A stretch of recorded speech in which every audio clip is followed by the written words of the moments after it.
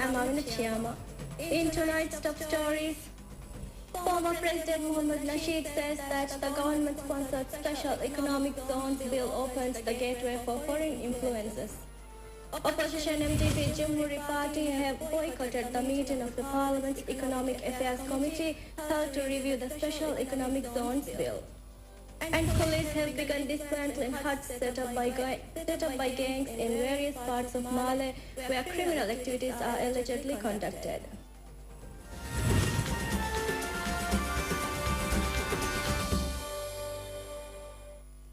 Opposition leader and former President Mohammad Nasheed says that the government-sponsored Special Economic Zones Bill opens the gateway for foreign influences and that the way the bill is designed now, the zones are beyond the force of the Constitution.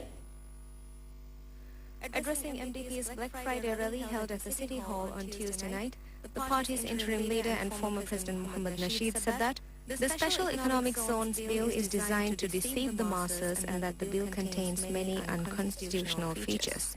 Accusing that the Special Economic Zones are exempt from the country's domestic laws, the way that the bill is now, Nasheed heavily criticized the government-sponsored bill. Nasheed said that the government is not being sincere in its pledge to save the country from foreign influences and that creating special economic zones would greatly increase the power of foreign parties. Nasheed, who resigned after a mere 3 years in power, said that the current government does not have any loyal officials and that the officials have gone against their pledges. He said that while the government had pledged to rule in a coalition, the coalition today is non-existent. While Nasheed has criticized the bill in strong terms, President Yameen has said that the bill would not undermine the powers of the Constitution at all. Addressing the ceremony held to celebrate Mira's 4th anniversary on Monday night, President Yameen said that the people should not be worried about the special economic zones being established in the country and reassured that the bill would not undermine the Constitution. President Yameen reaffirmed that the bill does not contain any elements contrary to any tenet of Islam. Opposition MDP and Jamhuri Party have boycotted the meeting of the Parliament's Economic Affairs Committee held to review the government-sponsored Special Economic Zones Bill. While the matter has been brought to the attention of the Speaker, both parties claim that the committee's chair and Melandu MP Abdullah Khalil was proceeding with the meeting against the regulations. Raising points of order at today's Parliament sitting, both parties claim that the chair does not give attention to views and suggestions expressed by MPs representing parties other than PPM.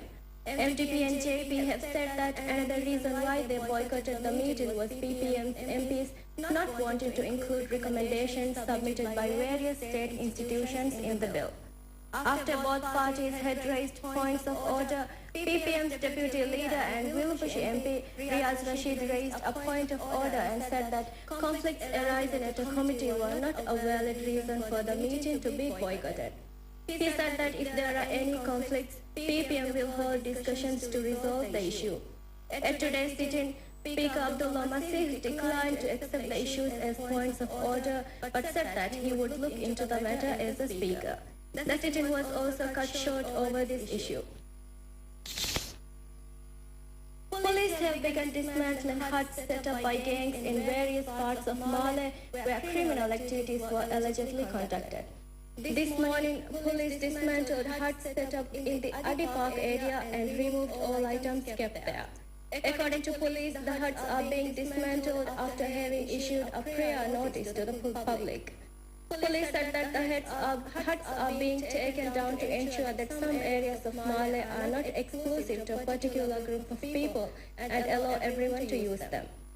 Police said that the huts are also believed to be locations where criminal activities are conducted.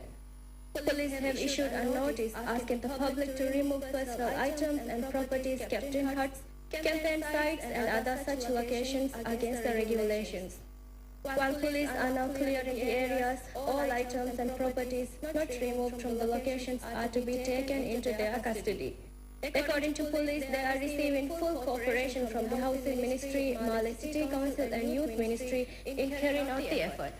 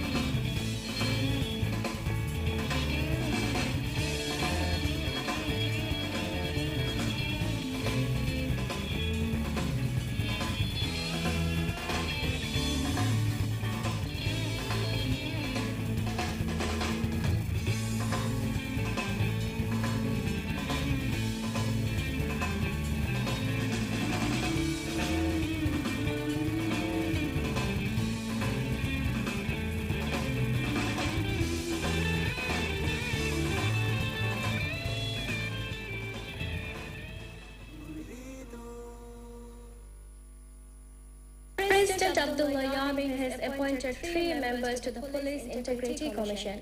The newly appointed members are Ali Nadeem, Fatima Sarira Ali Sharif, and Muhammad Farhad.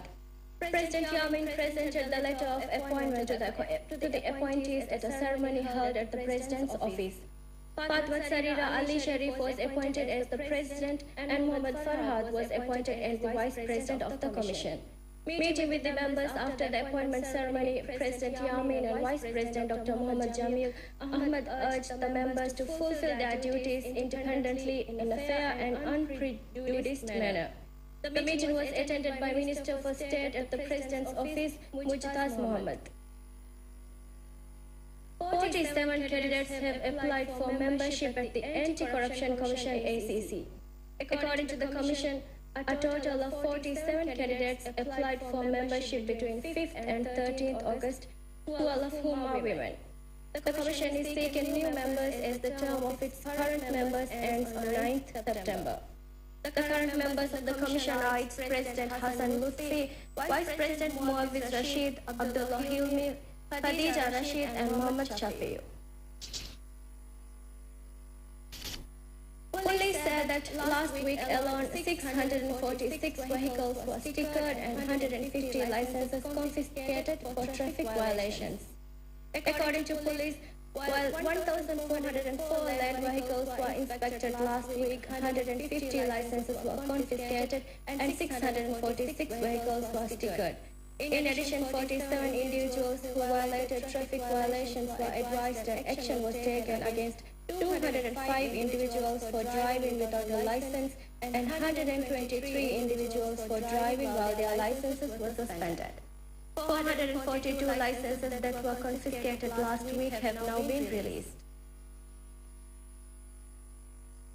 The government has decided to celebrate this year's Fishermen's Day in Lavian in Afar. According to Fisheries Ministry, the decision was made after evaluating proposals from several islands that applied to host the ceremony. The aim of marking a Fishermen's Day is to encourage and acknowledge the hard work of the local fishermen and their role in the country's economy. Fishermen's Day is celebrated in the Maldives since 1981. Last year, the Fishermen's Day was celebrated in Dalumidu.